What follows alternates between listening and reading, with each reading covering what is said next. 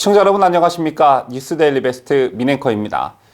국민의힘 제5차 TV토론회에 나선 대선주자 윤석열 후보의 손바닥 가운데 왕자가 적힌 장면이 카메라에 포착돼 요 며칠 논란이 일었죠.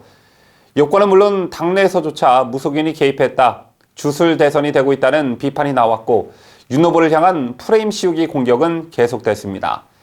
이 같은 논란이 계속되자 윤석열 캠프는 같은 아파트에 살고 계신 할머니 열성 지지자분이 토론회에서 힘내라며 써줬다고 해명했었죠. 그리고 윤석열 본인도 토론을 잘하라는 지지자의 응원 메시지였다며 지금 생각해보면 토론회에 들어갈 때는 지우고 가는 게 맞지 않았나 싶다고 말했고, 결국 국민의힘 예비경선 6차 토론회에선 자신의 불찰이라며 국민께 송구하다는 입장을 밝힌 바 있습니다.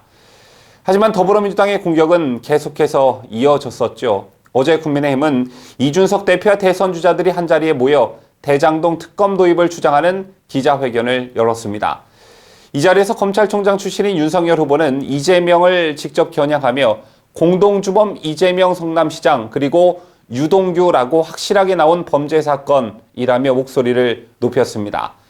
이 기자회견이 있고 난 뒤 이재명 캠프 측은 즉각 무속 프레임을 걸으면서 대응했는데요. 이재명 후보 측은 윤석열 후보를 향해 수사도 전에 죄인부터 정하는 걸 보니 관심법을 쓰는 궁예 같다, 이렇게 맞받았습니다. 이른바 손바닥 왕자 논란으로 시작된 무속 프레임을 지속하기 위한 전략으로 보여지는데요. 상대 당이야 그렇다 쳐도 같은 당 내부에서도 이 무속 프레임 씌우기가 이어졌습니다. 어제 소식을 전해드린 대로 유승민 후보가 TV토론회에서 다짜고짜 역술인으로 알려진 천공 스님을 아느냐, 또 학문침 전문가로 알려진 이병환 씨를 아느냐라고 질문했습니다. 대선 후보 토론에서 역술인, 학문침 전문가 이런 얘기가 나올 줄은 꿈에도 몰랐는데요. 전해진 바와 같이 토론회가 끝나고 이 문제를 윤 후보가 강력히 항의했고 유승민 후보가 당신이 뭔데 조언을 하느냐라고 맞받아치면서 몸싸움 직전까지 간 것으로 알려졌습니다. 과연 대선 토론회 자리에서 역술인과 학문침 전문가 얘기를 꺼낸 유승민의 행태가 바람직했나? 이 부분은 여러분의 판단에 맡기도록 하겠습니다. 제날 유승민 후보는 윤석열 후보에게 지난 6월 9일 윤 전 총장이 오랜 잠행을 깨고 모습을 드러낸 우당 이회영 선생 기념관 방문 당시 학문침 전문가로 알려진 이병환 씨가 근거리에 있었다는 점을 들어 의혹을 제기했고 윤 후보는 만난 적 없다, 이렇게 답했었죠. 그런데 과거 유승민 후보도 이 이병환 씨와 함께 찍은 사진이 있는 것으로 확인됐습니다. 지금 보시는 사진이 바로 그 사진인데요. 구체적인 시간과 장소, 경위는 알 수 없는 사진이지만 사람들이 많이 모인 행사장에서 유승민과 함께 나란히 서 있는 자세로 사진을 찍었습니다. 뿐만 아니라 이 씨는 과거 유력 대선 주자 행사장의 모습을 드러낸 일이 적지 않았습니다. 2017년 1월 반기문 전 유엔 사무총장이 인천국제공항을 통해 귀국해 대국민 메시지를 발표했을 때 사진을 보면 이병환 씨가 반 전 총장 바로 뒤에 서 있거나 매우 가까운 거리에 서 있는 모습을 확인할 수가 있었고요.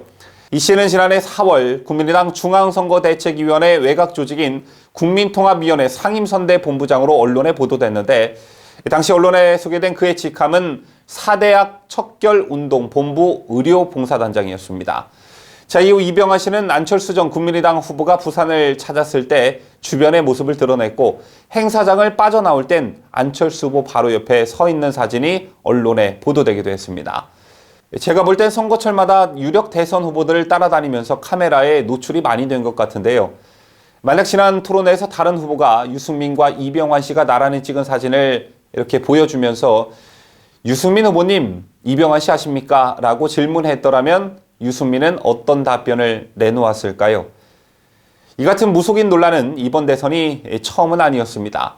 지난 2012년 대선 당시에도 이 무속 논란이 일었는데 납권수 측은 박근혜 후보가 정수장학회 문제 해결을 위해 고가의 구판을 벌였다고 주장한 원정 스님을 전화 인터뷰했습니다.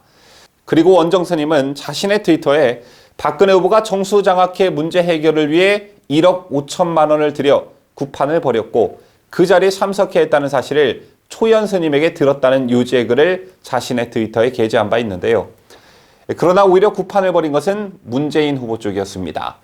문재인 후보의 시민캠프 담쟁이 카페에는 실제로 구판이 벌어진 것으로 드러났는데 문재인 캠프의 공식 블로그에는 사진과 동영상이 포함하여 문재인 캠프의 구판 소식을 전하기도 했습니다.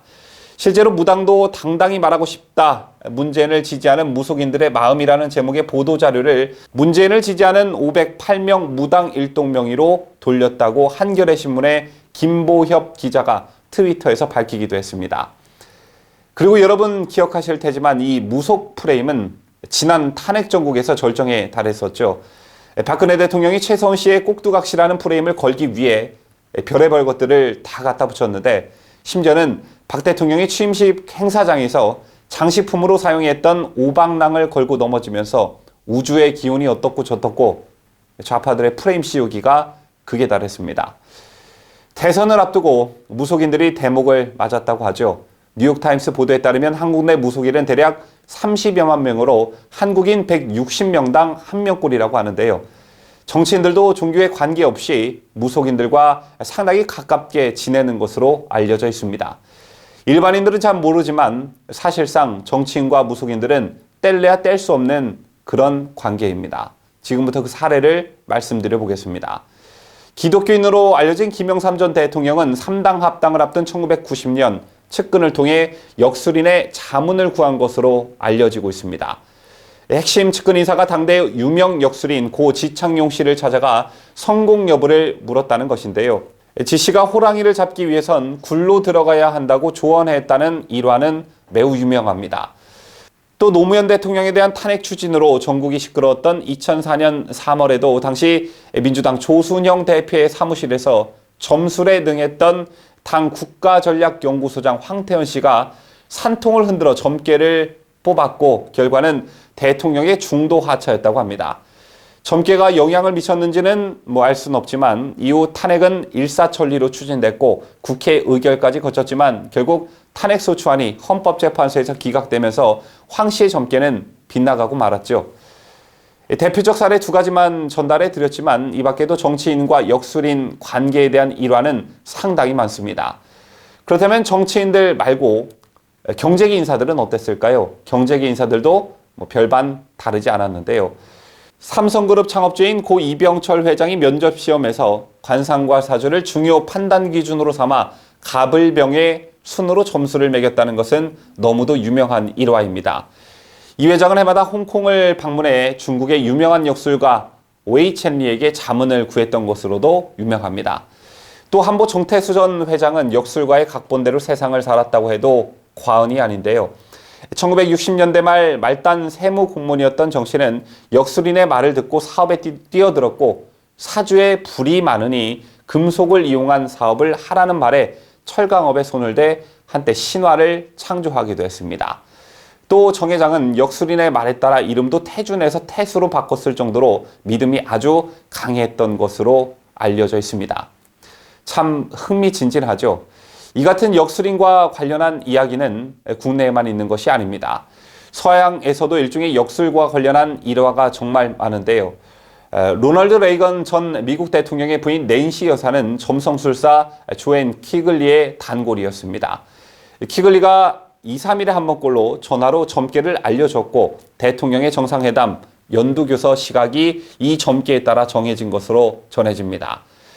그 이후 레이건은 1985년 11월 19일 제네바에서 소련의 새 지도자 고르바초프와 정상회담을 가졌는데요. 훗날 비서실장 리건은 이 정상회담 날짜를 점성술사 퀴글리가 잡았다고 털어놓기도 했습니다. 뿐만 아니라 낸시가 레이건의 석 달치 일정표를 보내오면 길일, 흉일, 군중 앞에 나가지 말아야 할 날을 짚어 일정을 바꾸게 했다는 일화도 아주 유명합니다. 이 밖에도 처칠과 드골도 점성술사에게 수시로 의견을 구한 것으로 전해졌고 히틀러는 주변에 둔 점술인이 5명에 이르렀습니다. 또 스탈린은 히틀러와 전쟁을 치르면서 점술가의 조언을 받아 스탈린그라드 전투를 결정하기도 했습니다. 자, 여러분 어떻습니까? 다른 나라 정상과 정상회담을 할 때도 일정을 짤 때도 중요한 결정을 할 때도 심지어 전쟁을 하면서도 많은 지도자들이 점성술과 역술을 이용했습니다. 자, 물론 앞서 소개해드린 역사 속 인물들이 국정 운영 모두를 아니면 기업 경영 전반을 역술이나 점성술에 의존했더라면 그 나라나 그 기업은 절대 흥하지 못했겠죠. 우리가 매일 받아보는 신문에도 그날의 운세는 예나 지금이나 눈길이 가는 코너이고, 혹여나 좋은 꿈을 꾼 날이면 로또 복권을 사러 가는 게 사람의 심리입니다. 또 심지어 결혼이나 이사 가는 날을 잡을 때도 따로 길이를 받기도 하죠. 이건 동양이나 서양이나 과학적으로 설명이 안 되는 부분이긴 하나 우리 생활 속에 깊숙이 침투해 있는 것들입니다. 이게 과연 정치인들이라고 다를 리 있겠습니까? 이상으로 저는 자유대한민국을 수호하는 뉴스데일리 베스트 민앵커였습니다.